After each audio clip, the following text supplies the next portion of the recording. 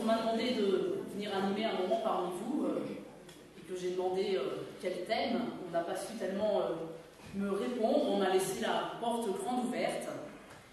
Et puis, je me suis dit qu'il y a quand même une question qui nous interpelle tous dans notre vie, qu'on soit jeune ou moins jeune. C'est un peu notre identité, qu'est-ce qu'on fait là? Quelle est notre place dans cette vie, dans cette société? Quelle est notre place dans notre famille? Quelle est notre place dans l'église? Quelle est notre place aussi au collège, au lycée, etc. Et donc cette question un peu de l'identité, de trouver sa place, qui n'est pas facile, cette question. Et je pense qu'on peut se la poser un peu à tout âge de la vie, mais le moment de la jeunesse, c'est un moment où on peut se la poser aussi particulièrement. Et puis à toutes les étapes aussi de sa vie. Alors des fois tout va bien, on a l'impression que la vie est sur des rails, tout coule parfaitement, et on se pose quand même des questions, mais ça sert à quoi? Pourquoi? Dieu il est où? Qu'est-ce qui se passe?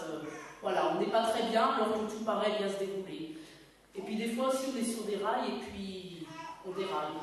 Il y a des événements dans la vie qui font qu'on se pose encore plus de questions sur la vie, sur la mort, sur la maladie, sur les souffrances. Voilà, la vie c'est pas quelque chose de tout linéaire, il y a des chemins, des choix à faire par moment, etc. et des grosses questions. Et quand on a ces questions-là, des fois on les garde pour soi, parce qu'on ne sait même pas les exprimer. Des fois on s'en ouvre à quelqu'un, ça peut être un ami, ça peut être un parent, ça peut être son pasteur, ça peut être un professeur. Et puis bien souvent, il ne sait pas nous répondre. Parce que ce sont des questions vraiment intimes à l'intérieur et la réponse, personne ne peut vraiment nous la donner. La réponse, tout ce qui touche à nos vies, c'est très difficile.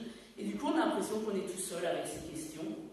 Et ce que je voudrais qu'on puisse réfléchir cet après-midi, c'est de dire effectivement, on est seul et en même temps, on n'est pas seul. Parce que y en a d'autres autour de nous qui se posent les mêmes questions. Et puis surtout, il y en a qu'un qui peut nous aider à y répondre. Et celui-là, vous l'avez vu tout à l'heure, vous l'avez même très bien mis en scène dans la dernière pièce. Le seul qui peut nous aider à répondre, c'est Dieu aussi. Mais Dieu, c'est aussi une grande question.